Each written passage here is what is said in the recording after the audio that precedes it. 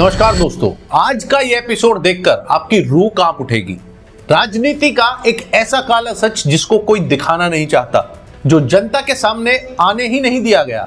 और मैं गारंटी देता हूं कि आप इस सच को जानने के बाद यकीन तक नहीं करेंगे कि इस देश में क्या क्या जुर्म किए गए और किस पे। आम जनता पर, उस जनता पर जिसने भी इन क्रूर शासकों के खिलाफ आवाज उठाई। इंदिरा गांधी की इमरजेंसी का वो काला सच जो आज की जनरेशन को पता होना चाहिए। उन्हें पता होना चाहिए कि असल में एक डिक्टेटर क्या करता है। आज का ये एपिसोड है 1970 में नेशनल फिल्म पुरस्कार पाने वाली एक्ट्रेस स्नेहलता रेड्डी के ऊपर। कैसे स्नेहलता को मैं कहूंगा कि लिटरली मर्डर किया गया। एक सीधी सादी महिला जिसने इंदिरा जी के अत्याचार के खिलाफ आवाज उठाई। स्नेहलता रेड्डी उस समय की साउथ की बड़ी एक्ट्रेस होती थी, जिन्होंने काफी फिल्मों में काम किया। सिर्फ एक एक्ट्रेस ही नहीं, वो एक जागरूक महिला भी थी। इसीलिए फिल्मों के अलावा वो सामाजिक कार्यों से भी जुड़ी हुई थी।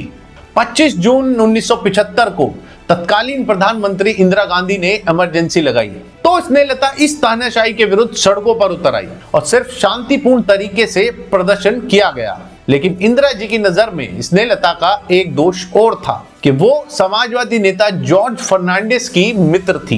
इमरजेंसी के दौरान जॉर्ज फर्नांडिस भी फरार चल रहे थे और इंदिरा जी को शक था कि उनके छुपे होने का स्नेहलता को जरूर पता होगा। इसके बाद स्नेहलता के साथ जो किया गया वो जानकर आप कांप उठेंगे।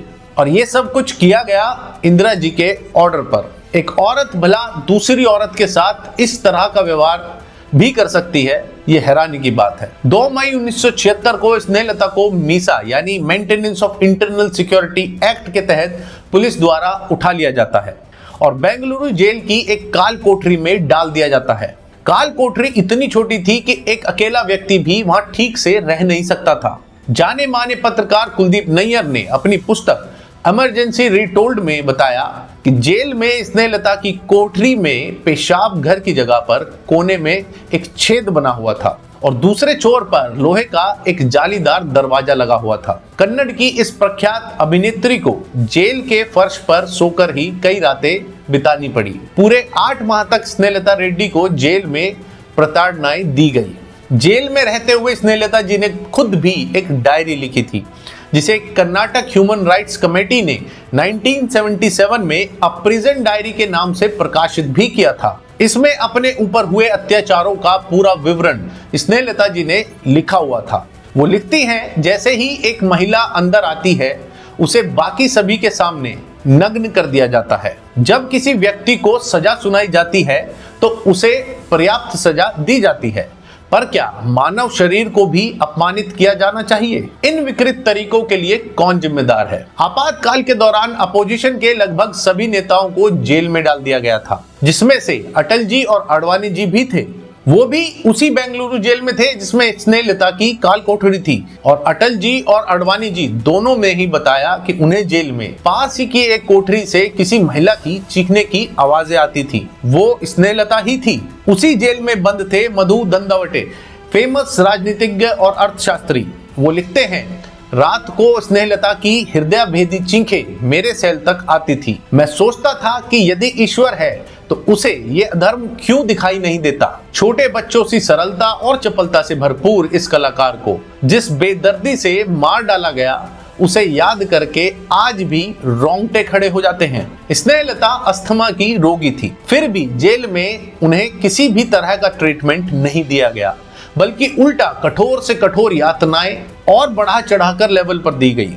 और ये सब बातें स्नेहलता ने अपने आखिरी वक्त में खुद ह्यूमन राइट्स कमेटी को बताई थी। 8 महीने बाद 15 जनवरी 1977 को स्नेहलता को पेरोल पर रिहा कर दिया जाता है और रिहाई के मात्र 5 दिन बाद स्नेहलता को हार्ट अटैक आता है और उनकी मृत्यु हो जाती है। ये इशारा करता है कि जरूर उनके खाने में उनको कुछ ऐसी चीजें दी जा रही थी जिससे वो दुनिया के सामने अपना मुंह ना खोल पाए। और ये देखिए कि स्नेहलता पर आरोप लगवाए गए कि वो दिल्ली के संसद भवन और अन्य मुख्य इमारतों को डायनामाइट से उड़ाना चाहती थी, जो आरोप बाद में साबित भी नहीं हो पाए। सबके सब झूठ निकले। यानी सिर्फ झूठे आरोपों में स्नेहलता को उठवाकर प्रताड़ित ही नहीं किया गया, बल्कि मौत के मुंह में धकेल कर छोड़ा गया। और स्नेहलता अकेली नहीं थी। ऐसी कहानियां उस दौर में कई युवक और युवतियों की थी जिनका इमरजेंसी के नाम पर अंत कर दिया गया। स्वतंत्र भारत में आज तक भी ना तो इससे पहले कभी ऐसा हुआ और ना इसके बाद कभी ऐसा हुआ। शर्म आनी चाहिए उस परिवार को जिसे सत्ता के लालच में आम जनता पर इस तरह अत्याचार करने पड़े, और शर्म आनी चाहिए उस जनता को भी जो ऐसे नेताओं को इसके बाद भी चुनते आ रहे हैं।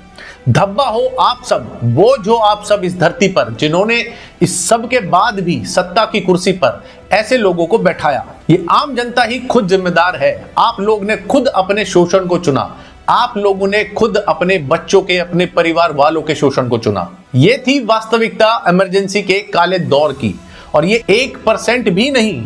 और खुद को सोशल मीडिया इन्फ्लुएंसर कहने वाले कितने लोगों ने सच को आपके सामने लाया? एक भी नहीं, नॉट अ सिंगल पर्सन, क्योंकि वो बिके हुए हैं। सिर्फ फेंके गए चंद पैसों के चक्कर में किसी को भी डिक्टेटर बना देते हैं, और जो असली डिक्टेटर रहा उसकी कोई बात ही नहीं करता। सोच के देखिए कितनी हैरानी वाली बात है ये। पूछिए अपने पसंदीदा सो कॉल्ड स्टार यूट्यूबर से कि कब बना रहे हैं वो स्नेहलता रेड्डी की सच्चाई पे वीडियो। हिम्मत है, दम है सच बोलने का?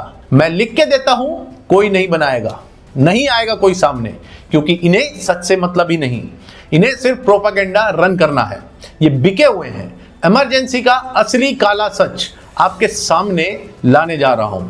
अगले कुछ दिनों में रियलिटी जाननी है, सच जानना है, एक्चुअल सच, तो जरूर चैनल को फॉलो करें। आपकी आत्मा कांप उठेगी सच जानकर। और फिर सवाल पूछना खुद से और अपने बुजुर्गों से कि कैसे उन्होंने इन जालिम लोगों को इसके बावजूद सत्ता की कुर्सी पर बार बार बैठाया। क्या यह सच आज के कांग्रेस नेताओं को नहीं पता? बिल्कुल पता होगा। क्या राहुल गांधी को खुद इस सच का नहीं पता? क्या उन्हें स्नेहलता रेड्डी के बारे में कुछ नहीं पता? वो जवाब दें अगर नहीं पता तो वो एक बार बोल दे कि उन्हें नहीं पता। मिलते हैं अगली वीडियो में। ये वीडियो और ये सच जरूर शेयर करें। जय हिंद।